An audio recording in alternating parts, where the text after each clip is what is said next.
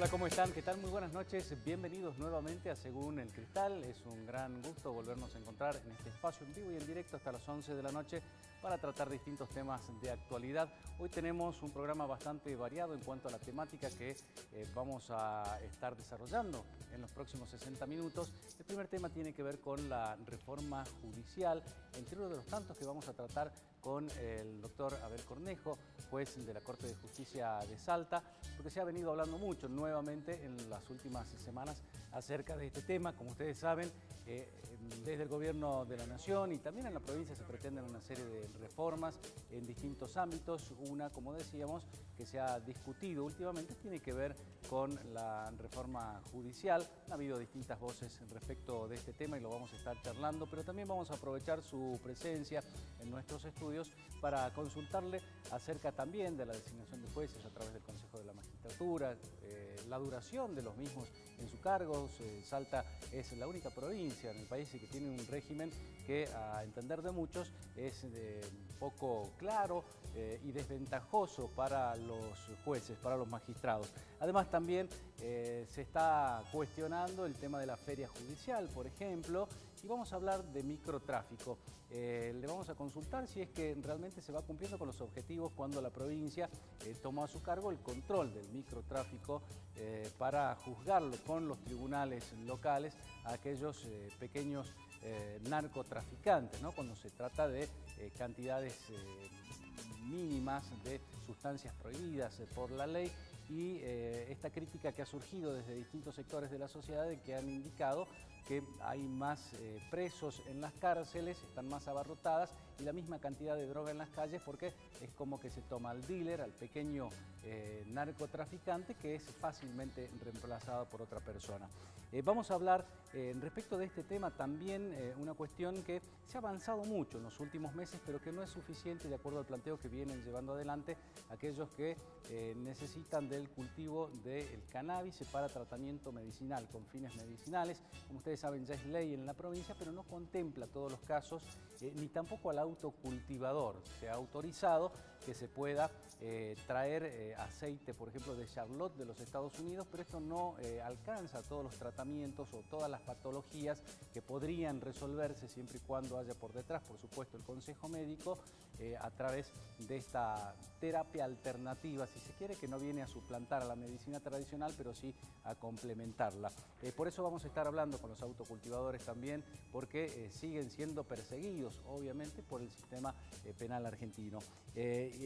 Van a estar Horacio, Mariela y Carolina hablando respecto de este tema. Y además estará en nuestro programa Juan Arroyo de ATE acerca de la reforma laboral. Hace muy poquitas horas nada más, 23 provincias argentinas finalmente acordaron con el Gobierno de la Nación llevar adelante una serie de reformas en este ámbito que también ha puesto las luces rojas, las alarmas, ha encendido las alarmas de los sectores gremiales respecto a cuánto puede llegar a perjudicar a los trabajadores. Así que tenemos un programa muy interesante por delante, los invitamos a quedarse y a participar como todos los jueves. Y vamos a saludar a nuestro primer invitado, el doctor Cornejo, quien ya se encuentra por primera vez en nuestros estudios. Doctor, es un gusto tenerlo por Canal 4. Igualmente, y muchas gracias por invitarme. Bueno, la semana pasada habíamos hablado con la secretaria del doctor para invitarlo, pero estuvieron de jornadas de secretarios de juzgados aquí en Salta, ¿no? Una jornada nacional de funcionarios judiciales, vinieron funcionarios de primera, segunda y tercera instancia. Ajá. Un encuentro muy importante realmente, porque es una cosa novedosa que se haga eso y que siempre es enriquecedor el intercambio. Y aparte es importantísima la función que cumple el secretario, ¿no? Porque un juez obviamente no puede tomar contacto con absolutamente todas las causas que tiene y muchas veces son los secretarios los que van orientando también los expedientes, ¿no? Es fundamental la función del secretario dentro de la justicia, es el primero que está, digamos, en la cara de la justicia y el primero que tiene que resolver las urgencias, ¿no? Claro. Sería imposible la justicia sin la función y el trabajo de los funcionarios judiciales. ¿Y en Salta cómo estamos respecto de la función que tiene el secretario con otras provincias, ¿no? ¿Hemos avanzado? ¿Estamos igual? ¿Tenemos la misma problemática? Bueno, en Salta hace falta una reforma o un modelo de gestión judicial más moderno en ese sentido, porque el secretario originariamente es el que daba fe una suerte de escribano en los actos del juez allá lejos de hace tiempo. Claro. Hoy por hoy las funciones del secretario son amplísimas y vastísimas. Entonces hay que buscar la forma de no solamente descongestionar la justicia, sino que pueda haber una administración de recursos humanos dedicadas a formar empleados, por ejemplo, y que prepare los empleados para que puedan, después de un determinado lapso, estar en condiciones o en capacidad de ejercer plenamente las tareas administrativas y que en el caso de los funcionarios judiciales puedan abocarse al proyecto y resolución de expedientes, ¿no? Es tal la demanda que hay dentro del sistema judicial. Claro. Que muchas veces los funcionarios están superados en su tarea. La nueva función que le ha ejercido el Código a los fiscales en nuestra provincia, ¿ha alivianado un poco la tarea? Bueno, el tema ahí cambió un paradigma en cuanto a la investigación. Lo que se buscó con la reforma procesal penal es delimitar el órgano investigador que está a cargo del Ministerio Público en forma exclusiva, y queda el juez como un control de las garantías judiciales dentro del proceso penal, ¿no? En cualquier caso también hay muchísimo trabajo en la fiscalía y los secretarios de fiscalía, porque obviamente es una tarea muy grande la que tienen que llevar adelante. Y en el caso también de que se había hablado, creo que Córdoba tiene este modelo de los tribunales integrados por civiles, ¿no? Que son elegidos, son quienes determinan la culpabilidad o no de una persona, y es el juez quien termina imponiendo la pena, ¿no? Y también es una suerte de veedor, de garante de este proceso. Sí. ¿Es necesario también avanzar hacia ese sentido en algunos casos puntuales? Bueno, en realidad, el otro día me preguntaron en un medio nacional justamente esto. La Constitución de la Nación Argentina establece el juicio por jurados para causas criminales. Es una definición antigua, la de criminal, que cuando había una división entre correccional y criminal. Correccional era todos los delitos de menos de 3 años de prisión, criminal los demás, ¿no? Entonces, en ese caso, yo creo que sería muy bueno que se implantase el juicio por jurado, porque además es lo que ordena nuestra Constitución. La Constitución Nacional expresamente, y a través de sus distintas reformas, nunca se modificó el juicio por jurado. Entonces, en Córdoba se lo instaló para juzgar determinados tipos de delitos, pero la Constitución dice para todos los delitos criminales. Para todos los delitos. Para esto, el juicio por jurado, lo que hay que saber es que es un juicio caro, en el sentido de que hay que capacitar a los ciudadanos que son elegidos para jurados, no solamente con una formación mínima respecto a lo que es el proceso penal, sino también en cuanto a las responsabilidades y a la seguridad que tiene que tener el jurado, porque muchas veces se ven películas, pero en realidad lo que pasa que pueden llegar a sufrir amenazas o presiones, y hay que tener todo un sistema de protección, así como existe el sistema de los testigos protegidos, también para los jurados es similar en el sentido. En el caso norteamericano vemos que es obligatorio, ¿no? Que los ciudadanos tienen que participar de manera obligatoria. ¿Y cómo lo ve que funcionaría en Argentina cuando, por ejemplo, ¿no? En un proceso electoral, las autoridades de mesa muchas veces ni van, ¿no? Y les molesta ir esto que tenemos los argentinos de cumplir con nuestros deberes cívicos? Es que es muy buena la observación, porque de ahí está, en los Estados Unidos, a diferencia de lo que sucede en nuestro país, a pesar de la influencia que hay del constitucionalismo norteamericano, la Constitución de Filadelfia, en la Constitución argentina, todos los juicios en todas las materias son por jurados. Nosotros hemos adoptado únicamente ese sistema para, como explicaba antes, los juicios criminales. Claro. Sin embargo, yo creo que lo que marca dentro de la sociedad del juicio por jurados es el grado de compromiso que estaba señalando, con determinados aspectos. Con el tema electoral, la verdad a mí me ha tocado ser juez federal con competencia electoral, y hasta que no están funcionando las mesas es un gran nerviosismo previo, porque muchas veces las autoridades no llegan, ¿no? Creo que en eso debo decir que el voto electrónico ha contribuido enormemente a que haya menos cantidad de autoridades en ese sentido, se pueda modernizar también y haya más previsibilidad, ¿no? Doctor, ¿qué hay acerca de la elección de los jueces, ¿no? Que ha generado mucho ruido, la forma en la que Salta tiene la elección de sus jueces provinciales? ¿Cuál es la postura que...? En realidad, lo que fallamos en la elección de los jueces somos los hombres, no las instituciones, ¿no? Había un gran jurista cordobés que era Alfredo Colmo, que decía que lo importante de toda institución humana son los hombres que la disciplinan. Fallamos. Claro. Entonces, la arquitectura institucional del Consejo de la Magistratura de Salta, a mi modo de ver, es óptima comparada a nivel país. ¿Por qué? Porque el Consejo de la Magistratura de Salta es solamente órgano de selección común para el Poder Judicial y el Ministerio Público, lo que en muchas otras provincias o en la nación no ocurre, es que hay órganos de selecciones diferentes, por ejemplo. Claro. Lo que pasa acá es que ahora se está tratando en el Senado de la provincia un proyecto, que eso lo mandó el Poder Ejecutivo, donde se está contemplando la posibilidad de que haya consultores técnicos, es decir, que sean profesionales destacados, de trayectoria y que tengan un compromiso profesional para que aporten casos que con el sistema alfanumérico, es decir, en forma anónima, para que la audiencia pueda entender bien, la gente se le da una clave numeral y con letras, por eso alfanumérico, y que en base a esos temas que confeccionen puedan corregirlos esos consultores técnicos y elaboren un dictamen para el Consejo de la Magistratura. Entonces eso yo creo que todo lo que contribuya a la transparencia y al afianzamiento institucional siempre es muy bueno.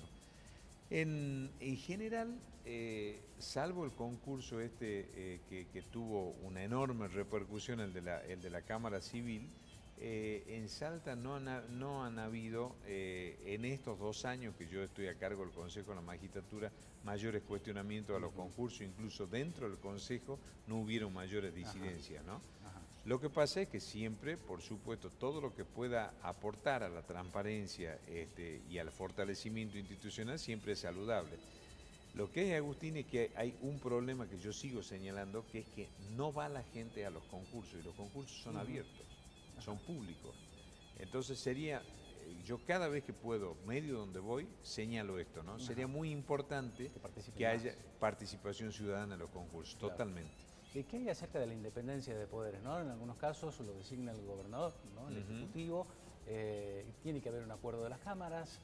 A los jueces de la Corte. A los jueces de la Corte. Los de primera y segunda instancia van a Consejo de la Magistratura. Los jueces de la Corte es como en el sistema nacional, ahora se puso un proceso de postulación pública previo, que eso yo creo que fue un acierto en su momento del Poder Ejecutivo y ya se mantuvo. Entonces, después de pasar el proceso de postulación pública, va a acuerdos del Senado. Lo que se discute acá en Salta es la duración de los jueces de la Corte, ¿no? Los 6 años, ¿no? Los 6 años que parecen poco, pero yo debo señalarle en ese sentido que hay una tendencia que en los superiores tribunales, esto a nivel dentro de Occidente es una tendencia casi unánime, en los superiores tribunales de justicia, salvo en los Estados Unidos, a acotar el mandato de los jueces. ¿El tema de la edad es uno de los factores para acotar el mandato de los jueces también? ¿Qué cosa? El tema de la edad, ¿no? Lo hemos el tema de la edad, Fight, por fin la Corte Suprema sacó el fallo Cifrin, que establece que nada menos que cumplir la Constitución, que es lo que no hacemos los argentinos. Entonces, la Corte Suprema saca el fallo Cifrin, que puede estar hasta los 75 años. Y es la primera vez, eso he visto el otro día, salió en varios medios nacionales, que el Poder Ejecutivo Nacional a 2 jueces, al juez federal con competencia federal electoral de Córdoba, al doctor Augusto Fierro, y al doctor Eduardo Zanoni, que es un destacado camarista civil de la Ciudad de Buenos Aires, habían cumplido 75 años, entonces se les vuelve a solicitar un acuerdo por otros 5, que eso es lo que establece la Constitución Nacional y la Constitución de la provincia también. Lo contempla. La diferencia de la Constitución de la provincia es que al haber adoptado un sistema jubilatorio, el del 82% con la ley 24018, los jueces alcanzan la edad jubilatoria a los 60 años teniendo 20 años de aporte. Entonces, que es a elección del juez, pero si no, tienen un límite también con el orden nacional, que es el de 75 años, ¿no? son los temas que yo creo que hacen también al afianzamiento institucional cumplir la Constitución. Claro que sí. Doctor, también el tema de la feria, ¿hay que reverlo o no? Sí. El tema de la feria hay que reverlo sin lesionar los derechos de los trabajadores, porque por la misma pregunta cuando iniciamos el programa respecto que hablábamos de las reformas de gestión judicial. El tema de la feria creo que ha tenido una mala presentación en sociedad diciendo se va a derogar la feria, entonces como que no tuviesen vacaciones los trabajadores judiciales. Ahora, muy pocos países del mundo pueden parar 45 días al año cuando tiene que seguir, el mundo sigue, digamos, sigue girando. Entonces dicen, no, viene la feria, va a haber que esperar Claro, de vuelta que reanude la actividad. Y además hay que acordarse que hay asuntos que se pueden tratar en feria y otros que no. Claro. Ahora, eso también hay que compatibilizarlo con los plazos que tienen que manejar los abogados, porque los abogados siempre están urgidos por los plazos. Entonces, es parte de una reforma integral del sistema judicial, y en algún momento, por el tamaño que tiene Salta también, se va a tener que rever la cuestión del horario, porque hay personas que viven en el sur de la ciudad que para llegar hasta Ciudad Judicial, ver también todas esas cosas, que yo creo que son cosas que hay que discutirlas con tranquilidad, viendo qué es lo mejor para cada uno de los distintos actores, pero fundamentalmente buscando un mejor servicio de justicia, que es lo que la gente espera. El tema de mediación ha servido también para descomprimir un poco el tema de mediación. Yo creo que lo que falta en mediación es docencia hacia la mediación. La mediación a mí me parece un instituto importantísimo, porque en primer lugar el mediador es un gran pacificador social, es un ordenador social. Es una concepción ante la vida, que en vez de ir al choque o al litigio, usted va hacia un determinado acuerdo, y eso sirve para todos los órdenes de la vida. Entonces yo creo que en la mediación lo que falta es eso, una docencia en mediación, un mayor conocimiento de qué consiste la mediación, y en algún momento va a haber que rediseñar también que la mediación obligatoria tenga algún tipo de efecto si se la hace fracasar, porque si no, lo convocan a mediación, una de las partes no va y sigue el juicio como si nada hubiese pasado, ¿no? Entonces eso yo creo que hay que ordenarlo, y sobre todo empezar a formar para la mediación, ¿no? Desde los primeros cursos, de los primeros grados de la primaria, sería importantísimo ir formando mediadores. Yo lo comparo con el sistema de salud, ¿no? Porque por ahí muchos van por un resfriado al hospital, cuando se puede solucionar a lo mejor un tema menor en un centro de salud, en una salita sin congestionar, ¿no? Todo un aparato. Lo que sí sorprende, que en algunos países que han apostado fuertemente hacia la mediación, es que se puede mediar sobre grandes temas también, ¿no? Es, como yo les señalaba, una visión más moderna y civilizada de la sociedad, que en vez del conflicto, del choque, de la ruptura, haya posibilidades de acercamiento, aunque las partes tengan que ceder algo, siempre algo hay que ceder, pero la cultura de la mediación es una cultura hacia una mejor convivencia ciudadana. Asumió hace muy poquito la doctora Bonari, Sandra Bonari. Así es. Es una persona que yo conozco por haber trabajado con ella en la Auditoría General de la provincia, ¿no? ¿Cómo están con la doctora Bonari integrándose, trabajando, de qué manera? Bueno, con la doctora Bonari en lo personal, voy a hacer todo lo objetivo de mi subjetividad, digamos, porque es una persona a la que le tengo mucho afecto, una persona sumamente trabajadora. Me parece muy importante que se haya incorporado otra jueza mujer a la Corte de Justicia. Siempre es importante, no solamente por todas las cuestiones de género que están tan vigentes en este momento, sino por otra mirada, y para cumplir que no sea declamativo, que los poderes del Estado están más equilibrados en su integración también. Y en este caso particular, lo que es interesante es que ella fue muchos años juez en Tartagal. Entonces hay también de alguna manera una integración del interior de la provincia en la Corte, así que eso ha sido un motivo de beneplácito dentro de la Corte de Justicia. Claro que sí.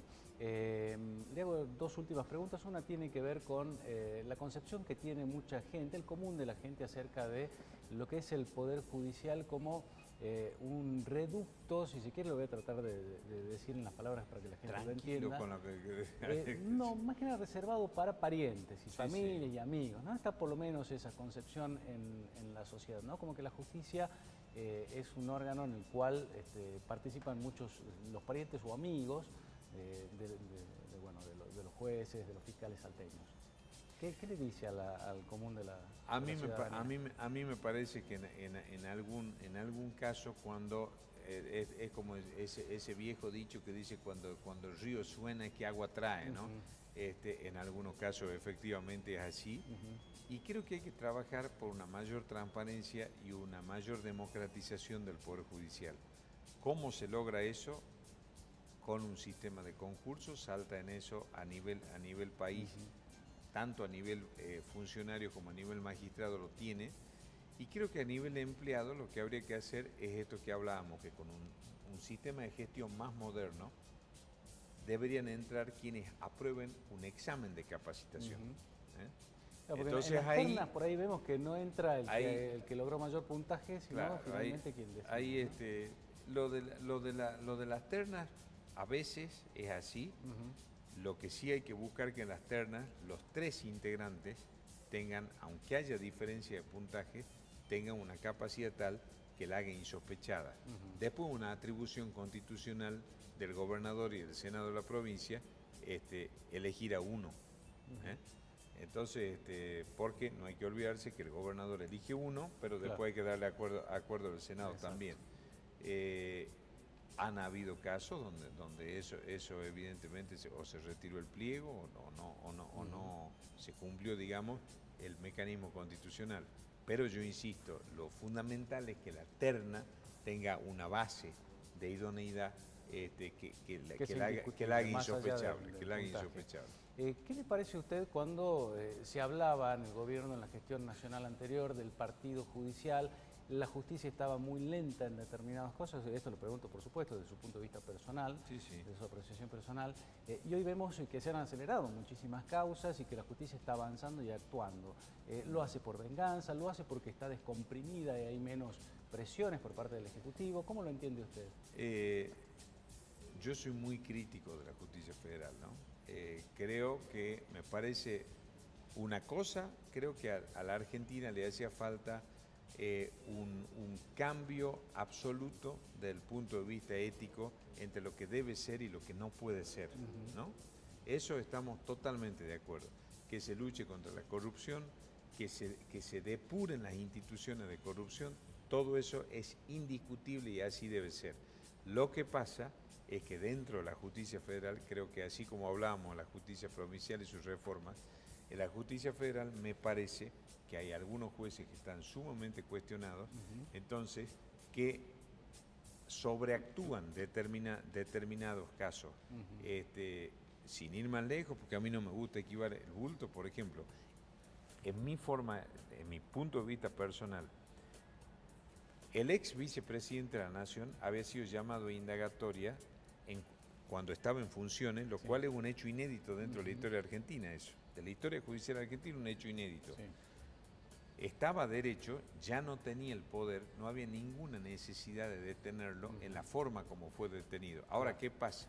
Usted analiza quién es el juez que ha ordenado esa orden y los problemas que tiene dentro del Consejo de la Magistratura y se va a dar cuenta que es lo que yo le digo. Entonces yo creo que eso, ahora el actual gobierno tiene la oportunidad de hacer un saneamiento de la justicia y también modificar que aquellos jueces que no están a la altura de las circunstancias o no cumplen debidamente sus funciones sean removidos. Eso es una deuda pendiente también. Ahora sí la última, porque lo había dicho al comienzo, están los autocultivadores que nos van a venir a hablar de esta necesidad que tienen de llevar adelante el cultivo del cannabis con tratamiento propio, ¿no? Ser ellos quienes estén controlados, registrados y con el respaldo médico por detrás para poder, bueno, dar una terapia alternativa a determinadas patologías. Está todavía muy criminalizado el tema de la planta de marihuana, porque vemos que hay opiáceos que se utilizan en medicina desde hace muchísimo tiempo, como por ejemplo la morfina, o el consumo de la hoja de coca, si mira la medicina, ¿no? Totalmente. Que con otro tratamiento se puede convertir en una sustancia peligrosa. ¿Cómo lo ve usted a esto? Porque se ha avanzado a nivel legislativo, pero no todo lo que ellos necesitan y todavía son perseguidos como delincuentes cuando en muchos casos son padres que quieren ver bien a sus hijos de salud. Yo estoy absolutamente a favor de las terapias alternativas desde hace muchísimo tiempo, con el agravante que lo tengo dicho por escrito eso, en primer lugar. Segundo, obviamente que tienen razón de sentirse totalmente perseguidos porque hay todo un discurso orientado hacia eso, como si fuesen narcotraficantes, cuando en realidad lo que están buscando es una terapia alternativa, claro. Y además no deja de tener un fin científico eso. Eso está todo por estudiarse y por seguir avanzando ahí, ¿no? Pero el ejemplo que yo siempre pongo es que aquellos que son dependientes a la droga, para hacerse un tratamiento, en el actual sistema legal, tienen que tener abierta una causa judicial. Claro. Entonces, ya de por sí que cuesta muchísimo a aquellos que padecen el problema asumir esa cuestión. Yo creo que son las cosas donde las políticas públicas de salud y de educación, más una interacción de todos los ciudadanos en los sectores privados, tienen que tender a distinguir lo que es el narcotráfico como un cáncer de la sociedad de lo que son las personas enfermas y de lo que buscan con fines científicos mejorar las condiciones de salud. Yo creo que a esas personas hay que darle absolutamente todas las garantías y apoyarlas científicamente sin ninguna duda. Claro que sí. Doctor, ha sido muy amable. Gracias por habernos dedicado su tiempo. Sabemos que hoy era un día complicado también, sí, un día complicado. Pero ha sido un gusto charlar con usted. Bueno, muchísimas gracias por invitarme. Hasta una nueva oportunidad. Nos vamos a compartir la primera pausa. Ya volvemos.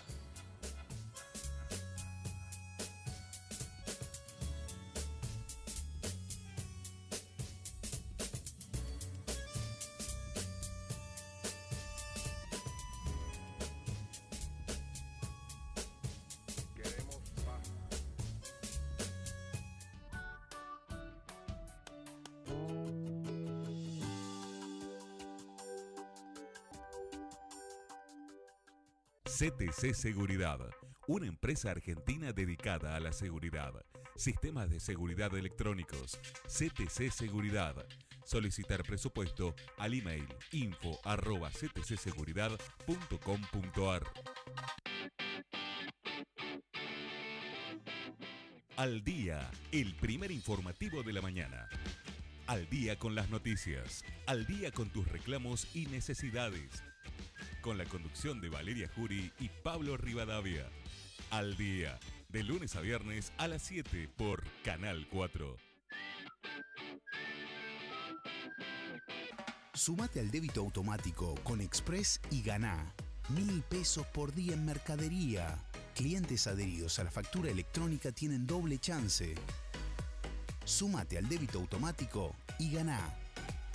Express, parte de tu vida.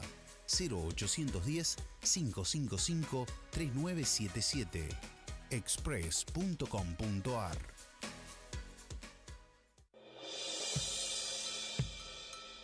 La Guitarreada. Todos los ingredientes para un encuentro con amigos. La Guitarreada TV. Charlas profundas con artistas, buena música, tradiciones, el folclore en su máxima expresión. La Guitarreada TV con Ricardo Choque los viernes a las 22:30 por Canal 4.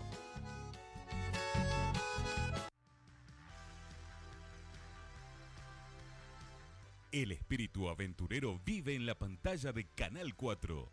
Sergio Valdés te lleva a vivir los deportes extremos junto a hermosos paisajes y experiencias compartidas en viajes inolvidables. Aventura Express, con la conducción de Sergio Valdés, los viernes a las 22 por Canal 4.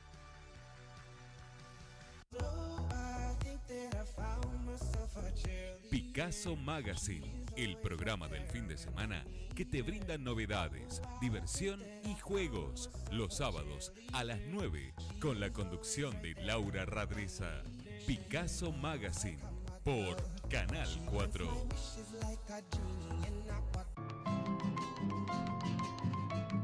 Todos los sábados te comentamos la actualidad rural, El campo y su gente tienen su espacio en Salta Agropecuaria. Informes y reportajes en el programa más completo de la realidad del agro. Salta Agropecuaria, con la conducción de Germán Salomón, los sábados a las 12:30 por Canal 4.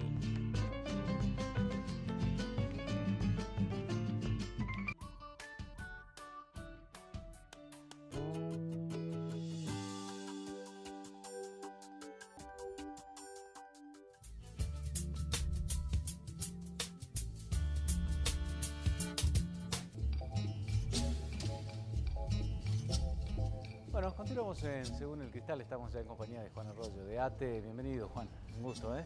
Buenas noches, bien, el gusto es mío de poder venir a dar el punto de vista, ¿no?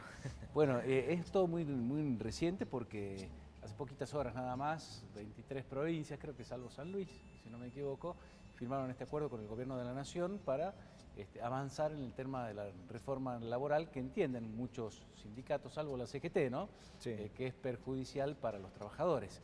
De acuerdo a la información que manejan ustedes, porque todavía no hay demasiados detalles, ¿cuáles son los puntos más complicados para aquel que está en una situación laboral?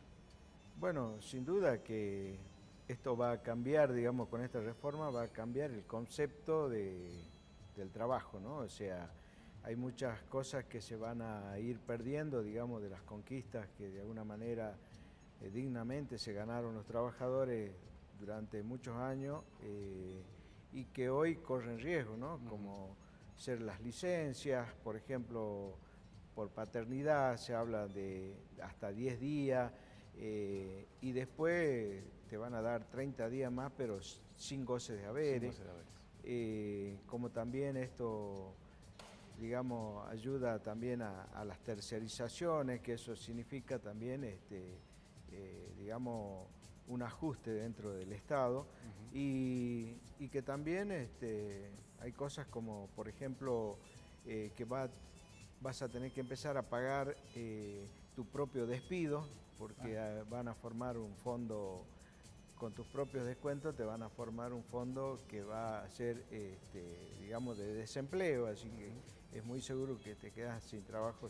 ¿Tanto en el ámbito privado como público? Sí, porque toda la reforma abarca lo que es el trabajo, ¿no? Y seguramente en lo público, que es lo más cuestionado últimamente, de que hay de más trabajadores, que hay achique en muchos ministerios, que hay direcciones que se van suprimiendo y eso va a implicar de que vamos a tener seguramente ajuste por el lado de los trabajadores también. Y lo que más corre en riesgo y que ya lo vienen mencionando algunos intendentes son los municipales, los municipios. Que ya de por sí están muy complicados. Porque están muy complicados, seguramente también tiene que ver con lo económico, porque cada vez llega menos plata y eso significa, digamos, de que el ajuste va por los que menos tienen, ¿no? Y por los que menos ganan, que son los trabajadores, y que eso significa que va a haber más despidos, ¿no? Usted estuvo hace poco reunido con los intendentes, ya que menciona el tema municipal, y a regañadientes le dieron de alguna manera un apoyo al gobernador, que a su vez también ha ratificado su cercanía con el presidente Mauricio Macri, es decir, están todos en línea, sintonizados para avanzar sobre este tema que parece ya inevitable. Sí, es lo que hoy, por ahí, al menos es una apreciación personal, lo que hoy está implementado con este tipo de políticas neoliberales que salen de un sistema que hoy domina el mundo, que es el sistema capitalista y que seguramente genera pobreza, multiplica la pobreza, va a generar mucha mano de obra barata, precarización laboral sin ninguna duda. Y bueno, son los intendentes también que de alguna manera están diciendo ya algunos que con lo que hablaron con el gobernador no les queda otra que dejar trabajadores en la calle, ¿no? Así que bueno, esto ya algunos están aplicando esta situación, como en Rosario Lerma, como en varios lugares donde está digamos, en conflictos que no se pueden arreglar, permanentemente en conflictos, como Salvador Massa, la colonia Santa Rosa y ahora Rosario Lerma con el despido de 61 trabajadores. Sí. Y bueno, esto, digamos, de alguna manera son los hijos pródigos de este sistema y que seguramente van a seguir aplicando estas políticas, ¿no? Hoy ISEPSI presentó su variación mensual de precios de la canasta barrial básica de alimentos, ¿no? Y la fijó en 14.309 pesos, cuando sabemos que el salario mínimo está apenas por encima de los 8.000, es decir, casi la mitad, ¿no? Sí. De lo que necesita una familia tipo de 4 personas para no estar por debajo de la línea de pobreza. Hoy en día la prioridad de la lucha del trabajador pasa por conservar lo que tiene más que por pedir por mejoras salariales. Digo, ¿qué apremia más ahora, ¿no? ¿Conservar Sí. el trabajo o luchar por mejores saberes sabiendo de que se viene una situación Sí, complicada, ¿no? Para mantenerlo? Yo creo que en estos últimos tiempos, desde el 2014 para adelante, se viene priorizando, digamos, no tanto la canasta o no tanto el salario, sino más bien la fuente de trabajo, ¿no? Por suerte nosotros en Salta no hemos tenido despidos así de la parte del Estado provincial, sí en los municipios, pero no en la parte provincial, y hemos visto muchos despidos en el orden nacional. Sin duda que los incrementos tampoco fueron, digamos, que alcanzaron, digamos, a cubrir el desfasaje que tuvo el salario últimamente y bueno, que cada vez lo vamos perdiendo, ¿no? Ese poder adquisitivo que no se puede recuperar, más allá que se hable de una inflación, digamos, más detenida, pero nosotros consideramos que eso es ficticio, porque si se liberan los sueldos si se liberan los precios de los combustibles, sin duda que la inflación va a seguir caminando, porque todo, lamentablemente, todo se mueve sobre ruedas y eso hace de que de a poquito se vaya implementando cada vez más el costo, digamos, de la canasta y cada vez vamos de alguna manera perdiendo, digamos, ese derecho que tiene nuestra familia de tener lo justo y lo necesario, porque no trabajamos para enriquecernos, sino para mantener una familia, para garantizarle salud, educación, y sin duda que hoy muchas cosas se están perdiendo, así que bueno, eso a través de solo de sostener la fuente de trabajo que no hay en la Argentina, ¿no? Y esto de la reforma aducen de que seguramente con estas condiciones, digamos, de trabajo tan mínimas, seguramente van a venir empresas a invertir en la Argentina para ver más fuente de trabajo. Esto no sucedió ya porque la flexibilización laboral viene desde la época de Menem, sí, y la precarización también del gobierno anterior, y esto la está ejecutando nada más. Y bueno, siempre somos los que, digamos, la clase trabajadora la que viene de alguna manera suprimiendo todo lo que necesita a diario, ¿no? ¿Hay o no bono de fin de año? El gobierno de la Nación dijo que no, salvo para algunas organizaciones muy puntuales que están en una emergencia ya extrema económica, pero deja fuera a muchos sectores, ¿no? La provincia deposita ahora el viernes y sábado 1.600 pesos de una ayuda extraordinaria, pero en general, ¿va a haber, van a luchar, van a pedir por esto o como viene la mano, van a dejarlo pasar? No, sin duda que hay que salir a pedirlo, ¿no? Porque en Salta, por lo menos, no digo lo que necesitamos, pero bueno, hubo de alguna manera un acuerdo mínimo de una suma no remunerativa de 3.200 pesos, que seguramente a mucha gente le va a servir para fin de año. En los municipios también en algunos casos hemos acordado a media, porque no se acordó realmente, como ellos dicen, adhieren a lo que dio la provincia, pero no en su totalidad, porque en la provincia no solo fue el porcentaje del 6,5 para el segundo semestre, sino también una suma fija de 1.500 pesos que si hacemos un análisis de los sueldos digamos, más bajos, no iba a ser, o no es, digamos, en la provincia el 6,5, es un poquito más, y eso nos costó mucho en los municipios, porque la mayoría dieron alguna cifra, pero muy inferior a la que se dio en la provincia. Claro. Y si los bonos están comprometidos a pagar, esperemos que lo hagan, porque son meses que por ahí también diciembre se cobra aguinaldo, y bueno, siempre repercute, ¿no? Digamos, en los municipios sobre todo, porque bueno, esto siempre lo hemos dicho, nosotros son los que menos reciben, porque el Estado Nacional no hace una repartija de esta torta de los impuestos que son coparticipables, en una proporción que sea más adecuada para que pueda estar mejor también el interior, ¿no? Hablamos mucho de federalismo, pero el federalismo no llega, sobre todo a los municipios, ¿no? Que solo de la gran torta quedan con el 4% y el 75% se lleva a la nación y el 21% viene a las provincias, y ahora con esta pelea que está dando el gobierno bonaerense de la provincia de Buenos Aires, eso va a ser, es muy posible que sea una quita más, digamos, hacia las provincias, ¿no? Así que bueno, esto va a implicar muchos problemas, como decía nosotros, en 2018 muy oscuro, muy conflictivo va a ser sin duda, ¿no? Porque tal y así que nosotros el día 6 de diciembre ya tenemos un paro con muchas organizaciones que van a participar en contra de esta reforma, y seguramente... ¿Con quiénes van a marchar?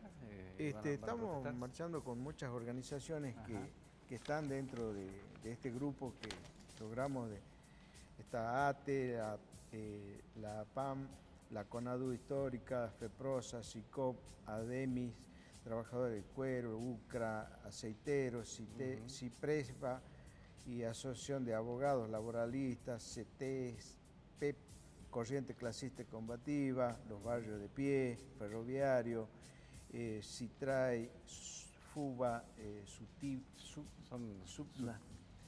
muchos gremios. Sí, son muchos. Van a marchar por el centro de la ciudad, seguramente. Por el centro de la ciudad, seguramente lo vamos a hacer en todo el país, ¿no?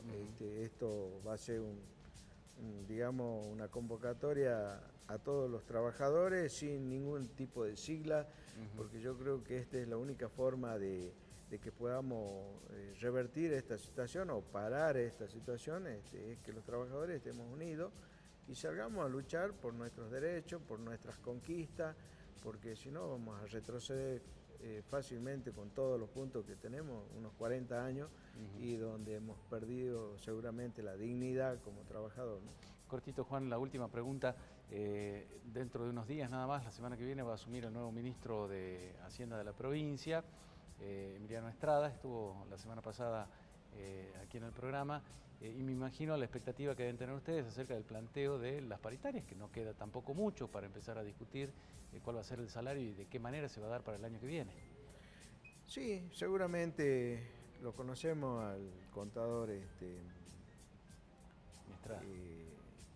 Estrada, Emiliano Estrada. Sí, Estrada, y también al jefe de gabinete que va a ser al Contador Yarade. Contador Yarade.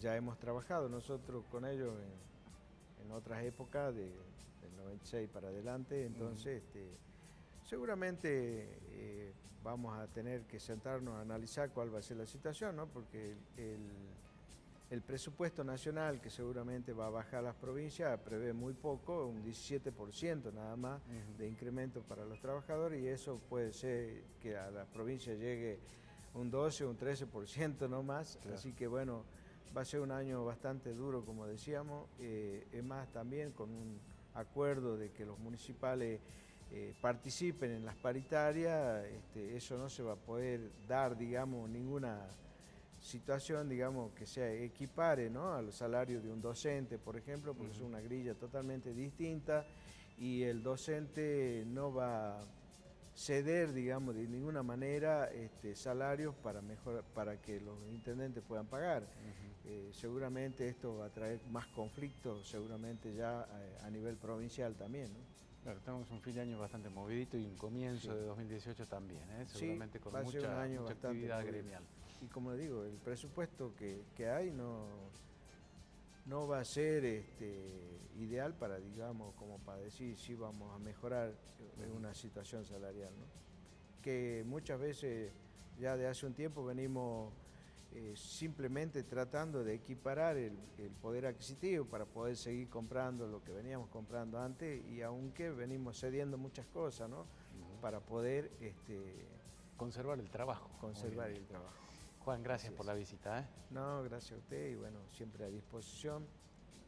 Bueno, vamos y la a estar... convocatoria para el 6 de diciembre para esta marcha, junto a otros gremios. Gracias por haber venido. No, gracias a usted. Última pausa, ya volvemos.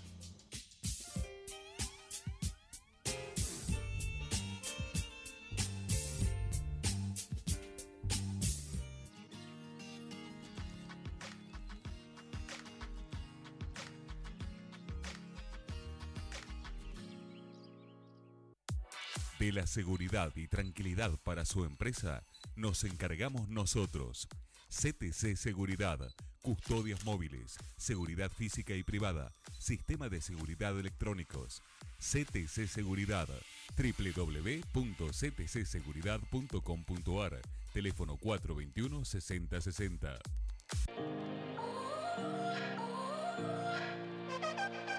Nunca la tarde fue tan divertida, porque Cecilia Batista y Guillermo Ramos le ponen música, noticias, actualidad y mucho más. Tarde Piaste, de lunes a viernes, de 16 a 18 por Canal 4.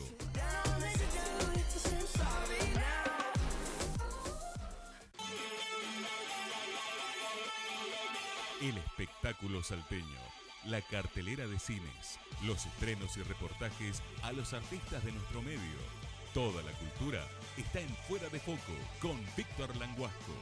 Fuera de Foco, los viernes a las 20 por Canal 4.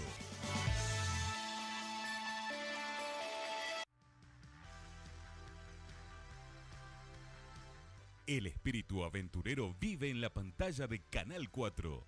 Sergio Valdés te lleva a vivir los deportes extremos junto a hermosos paisajes y experiencias compartidas en viajes inolvidables. Aventura Express, con la conducción de Sergio Valdés, los viernes a las 22 por Canal 4.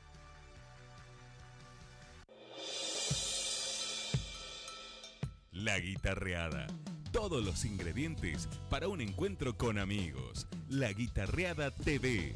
Charlas profundas con artistas, buena música, tradiciones, el folclore en su máxima expresión. La Guitarreada TV con Ricardo Choque los viernes a las 22:30 por Canal 4.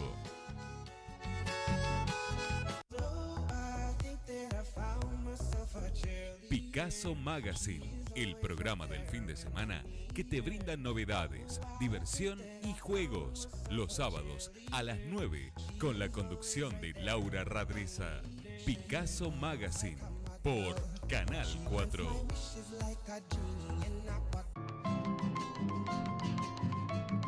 Todos los sábados te comentamos la actualidad rural. El campo y su gente tienen su espacio en Salta Agropecuaria. Informes y reportajes en el programa más completo de la realidad del agro. Salta Agropecuaria, con la conducción de Germán Salomón. Los sábados a las 12:30 por Canal 4.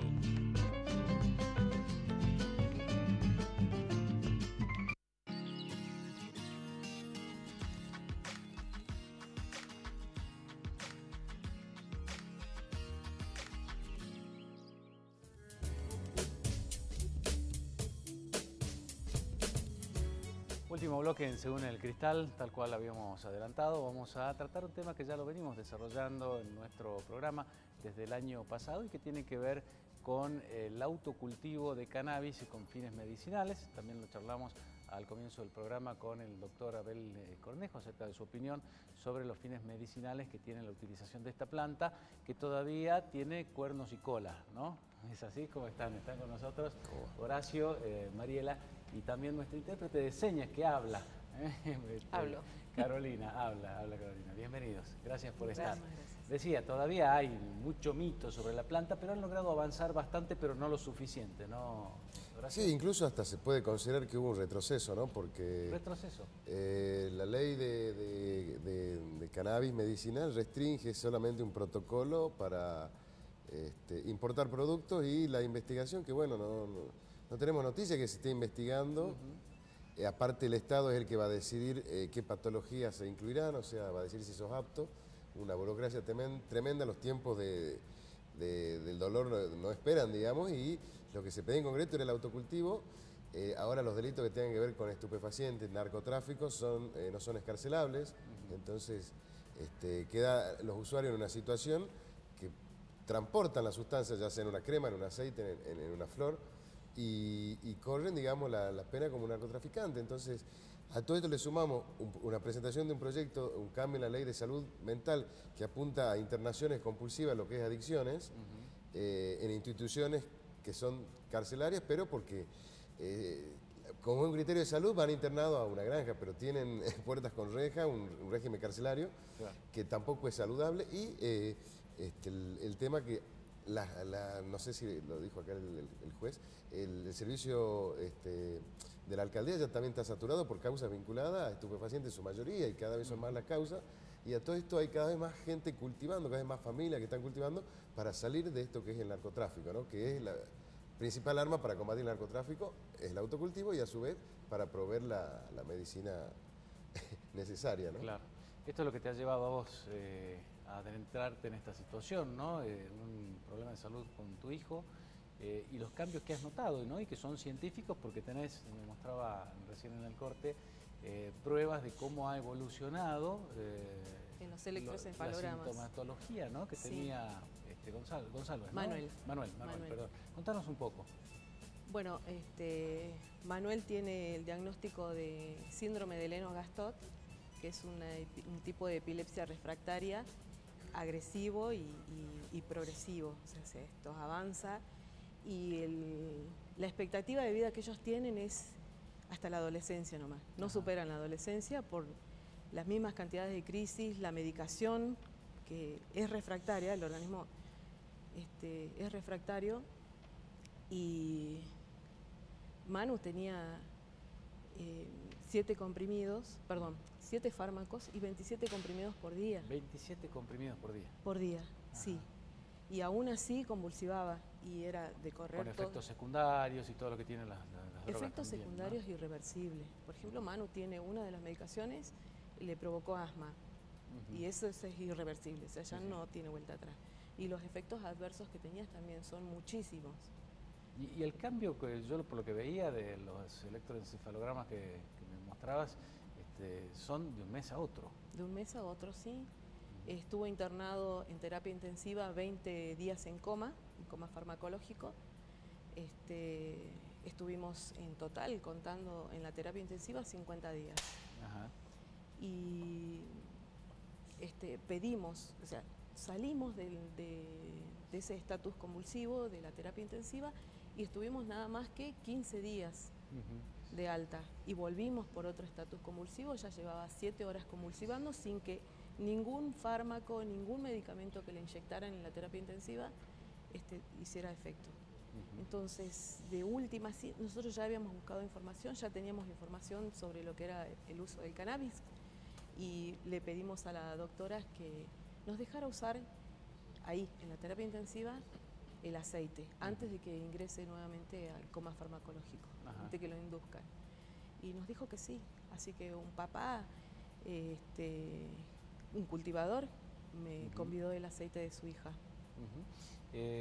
Ahora cuando entra en conflicto, ¿no? El amor por los hijos, ¿no? Que uno es capaz de hacer absolutamente todo, y entra en conflicto con lo que dice la ley, la normativa, y vos sos una mamá que busca el bienestar de su hijo nada más, y la sociedad o la ley te señala como delincuente. ¿Qué este choque que hay, ¿no? De Sí, cosas. sería ¿Cómo te una hace mamá sentir? narco solamente Una por mamá tener, narco, sí, ¿no? por tener las plantas ¿Qué te en la hace casa. sentir? ¿Te importa nada? Me imagino No. cuando ves que la recuperación de tu hijo. No, la verdad no me importa, no me importa que la ley me tome como narco.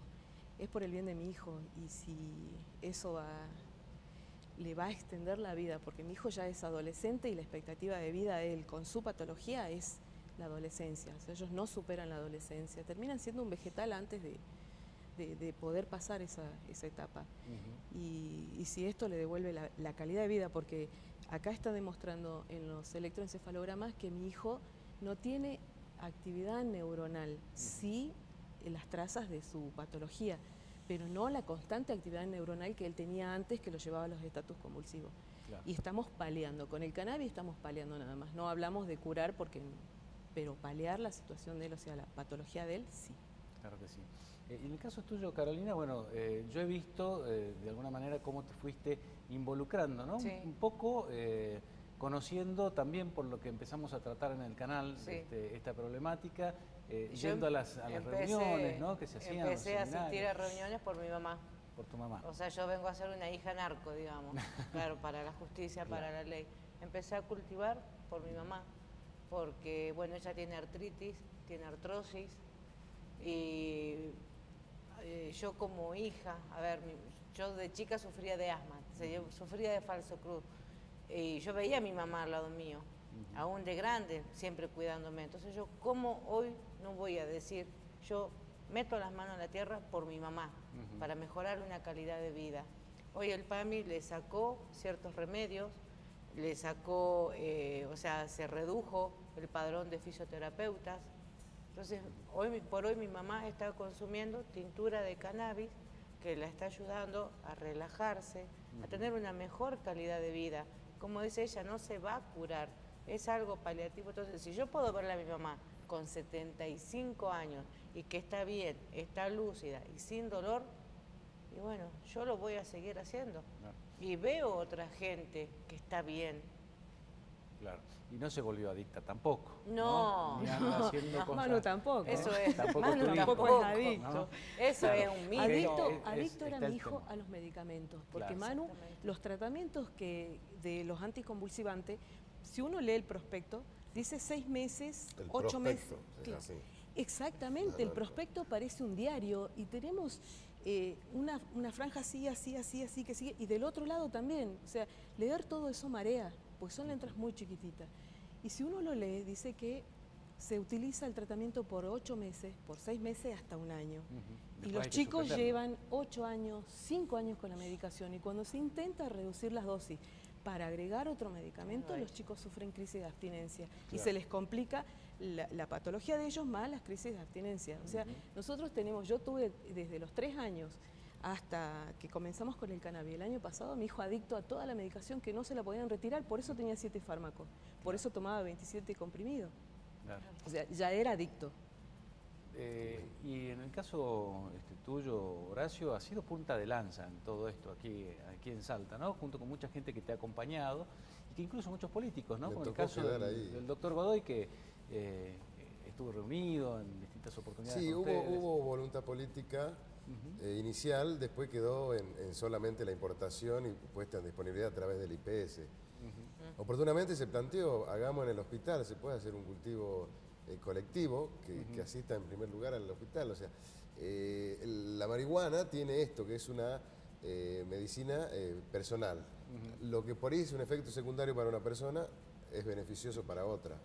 El tema es que los riesgos de los efectos secundarios son mucho apetito o mucho sueño.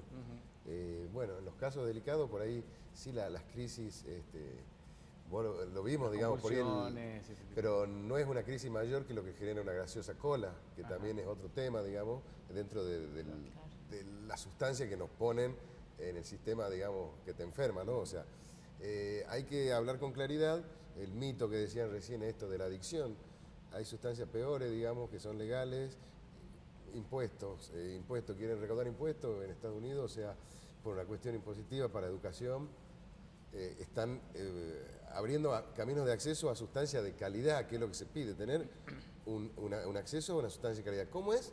la opción de autogestión cultivando uno. Claro. Sabe uno la calidad de lo que produce. Y que además vos lo contabas en otra oportunidad, también no hacer de esto un negocio de la industria farmacéutica, Claro. ¿no? Sino de que realmente sea accesible y económico para todos, porque no todos están en condiciones tampoco de pagar un acceso aceite democrático. importado, ¿no? Antes teníamos, si más no recordamos todo, teníamos las plantitas de buscapina en la casa. ¿Te acuerdas? Las plantas de buscapina en la maceta. Sí, sí. Alguien llegaba un domingo, terminaba la sobremesa y sacábamos las hojitas y las hacíamos un té. Ahora tenemos que meter la mano en el bolsillo y fijarse si nos alcanza para la buscapina que tenemos que ir a la farmacia. Claro. O sea, Sí, igual el tema, conocimiento de la gente a nivel global sobre los efectos de la crisis de los opioides famosos en Estados Unidos y a nivel global los efectos secundarios de todo lo que es analgésico, es muy conocido los efectos secundarios. La gente está optando por opciones naturales. Vienen fármacos ya elaborados sintéticamente o extractos desde laboratorios, pero la opción de prueba-error y el trabajo en comunidad, que es lo que marcamos siempre, ¿no? Porque eso hace Y como solidario. una base de datos. Y sí, facilita, digamos, el acceso, pero bueno, siempre marcamos que no vendemos nada, simplemente ponemos nuestra información, nuestra experiencia a disposición del que se quiera comprometer y cultivarse en hacer su medicina, porque no es que estamos, digamos, criminalizamos lo que es venta, simplemente nosotros no participamos de ese mercado, es otra cuestión. No venden, no cultivan para vender, sino creemos para... que cuando entra el tema dinero se prioriza la rentabilidad en contra de la calidad. Nosotros hacemos una prueba y error, somos adultos responsables y bueno, nos vamos transmitiendo estos resultados con distintas variedades que se hace difícil, se hace temeroso porque Claro. el miedo del allanamiento, tenemos una familia hace poco que La del no está en placar, la asociación, ¿no? pero... ¿ah? La que tenía la planta en el placar, las plantitas. Exactamente. Claro, sí. entonces 20 efectivos encapuchados, fuertemente armados. Por dos plantitas. Por unos usuarios, todos presos, una angustia familiar. Es una violencia muy fuerte que hay que cambiar ese punto de vista, o sea, las cosas por su nombre. El usuario no puede seguir siendo criminalizado y mucho menos la gente que cultiva, porque ese es otro tema, lo que se cultiva en la casa apenas alcanza para autoabastecerse. Claro. Nosotros cuando No es hablábamos una hectárea que uno cultiva, es un balcón, un patio. Algunas plantitas nada más. Bueno, lamentablemente nos quedamos sin tiempo, pero no es un tema que vamos a seguir. Vos sabés del compromiso que tenemos Es largo. aquí, es para largo. Todavía hay muchos ítems sobre los cuales avanzar, así que lo vamos a seguir desarrollando. Cuenten con el compromiso por parte nuestra. Muchísimas gracias. Gracias por haber Gracias. venido. Gracias a ustedes Muchísimas por gracias la y los vamos a invitación. estar invitando nuevamente. Muchas gracias. Gracias. A ustedes también, como siempre, por la compañía de todos los jueves. Nos volvemos a encontrar dentro de una semana.